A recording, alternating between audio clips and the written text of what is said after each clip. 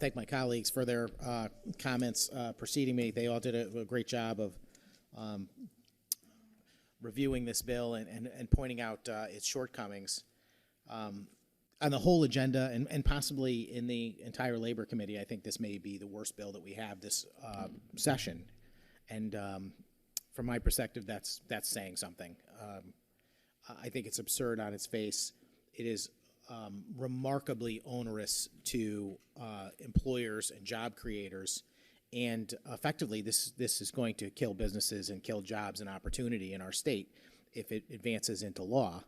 And that's in its current form, which I know is not the ultimate plan, because much like other policies that we have advanced in this committee, paid sick days, for example, where we're going from 50 more employees to now we're going to just one employee in a particular business.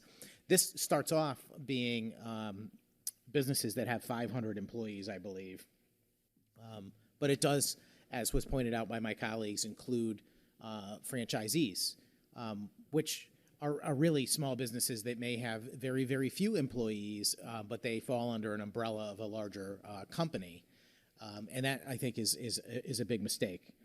I'm trying to pick and choose what I want to say today. If this bill eventually does make it to the Senate, it's a lengthy bill. There are a lot of topics to cover.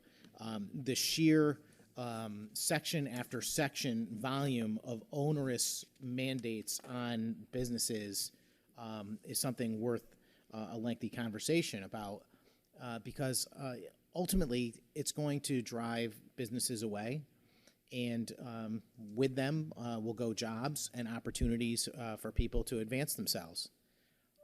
That's the big issue I have with all of this legislation, which is that we've gone so far down the rabbit hole now. I mean, well, let me say this first off. Employment is a voluntary activity. Okay? So if you have a job, it's because you choose to have the job.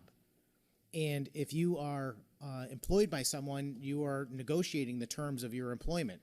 And you get to do that in America. You get to be the one that says, well, this is what I expect for employment. Now, that doesn't mean you're going to necessarily get what you want, but either is the employer. You are in a free negotiation to have a conversation about how you're compensated.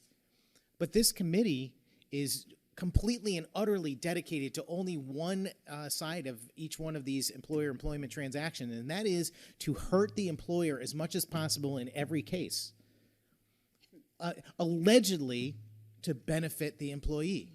And I'll keep saying it. These things do not benefit employees. You know what benefits employees?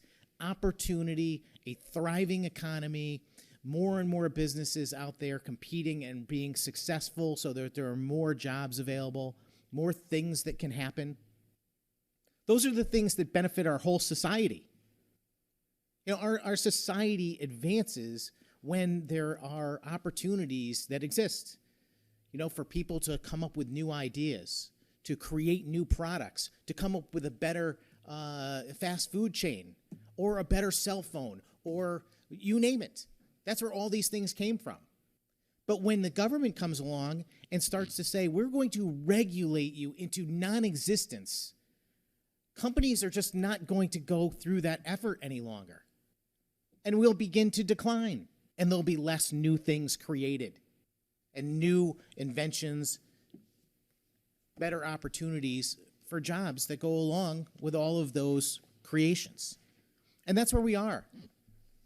This all stems from the fact that it's a long time ago somebody said that we really ought to protect employees in America for certain things. And they were right. We should protect employees. We should protect minor children from having to work in hostile conditions. We should protect employees for indentured servitude or being abused on the job or forced to work ridiculous hours or put themselves in harm's way. Okay, those are reasonable protections to provide for employees. These are not reasonable protections. This bill is absurd on its face. There are businesses that do not operate on a predictable 2-week schedule. That's just a fact. There are businesses that are contingent upon the weather, You know, if you own a landscaping company, you may have to change your schedule because of what happens. If you're a snow plowing company, you might have to change your schedule. If you run a hotel operation, you may have to change your schedule based on, some other activity, or there's a concert in town, or who knows what. These things are part of the real world. And when you start to write some one-size-fits-all policy, oh, we're just going to fix it, this is it, because employees XYZ deserve this, that's a lousy argument. The employees don't deserve to have their opportunity taken away, which is what you will do, because these businesses will have to adapt to this law. And the way they will adapt will be to eliminate opportunity for people to work in these situations, in these environments. People that are doing it now voluntarily. And presumably they're being compensated for that. Because people go out and look for jobs based on their availability, their flexibility, and obviously, to benefit themselves the most. Now, obviously, I think there's a mentality that says that, money is the thing that drives people towards certain jobs. And I'm certain that's true. That's probably the number one factor. But there's a lot of other things that drive people toward jobs. People want to have a job that they enjoy, which is why I'm sitting here, Madam Chairman. People want to have jobs that they get something out of, that they help people, or they get to learn about some industry or science that fascinates them. People have all kinds of motivations. One of those motivations is flexibility. What if you have a lot of other responsibilities with your family, raising a small child, you have schoolwork that you're working on, and you need a part-time opportunity, and you need it to be flexible? You're taking that opportunity away from people here. It's not just we're going to lean on these employers to make sure they don't abuse their employees. That's not what this bill does. This bill deprives everyone of the freedom to be in a negotiation.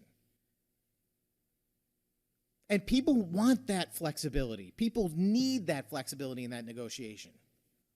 I honestly don't think this bill's going anywhere, Madam Chairman. I think there are enough people in this building who are going to look at this and say, this is just insanity. You can't impose this on the people of Connecticut.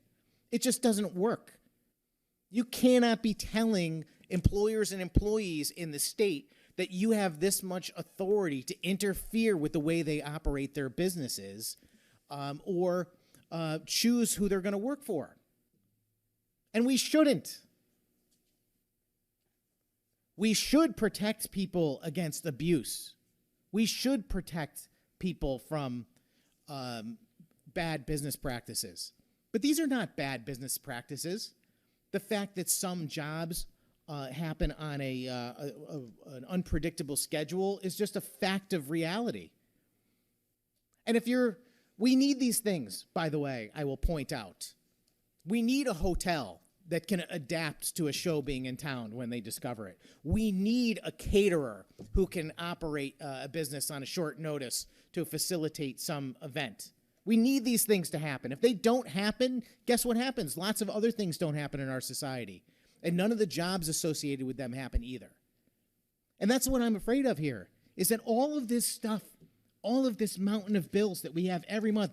Again, I pointed out earlier, we're going to have very few session days this year. Very few session days.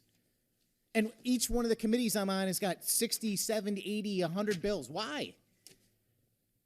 There's no reason to be advancing all of these bills out of committee. They're not going anywhere. Let's do some productive work. Let's find some things that we can agree on, which is what the people of our state want more than anything. We were all elected. It's not that one side has some massive plurality where it's 99% of people agree with them and only 1% agree with the minority. It's not like that. It's pretty close to 50-50. You add up all the total votes for R's versus D's in the state, and you find out, it's pretty even. But yet that's not the way it goes. We're advancing the most toxic, most one-sided, most biased policy that you could imagine in every committee, and we're just jamming it through despite the opposition. The people that voted for all of us, and that includes people in the majority and the people in the minority, they all want us to work together to find some common ground on the policy for the state. That's what they want. And we're not witnessing that. We're witnessing this. which is a radical intrusion into the way American free market business operates. And it's unnecessary. As I said, Madam Chairman, I have a lot to say about this policy, but I'm going to save it for the floor of the Senate, maybe, because I don't think this is one of the ones that will be chosen. Because I'm praying that there's enough common sense, even on your side of the aisle, to say that this is just a bridge too far. I'll be a no. Thank you.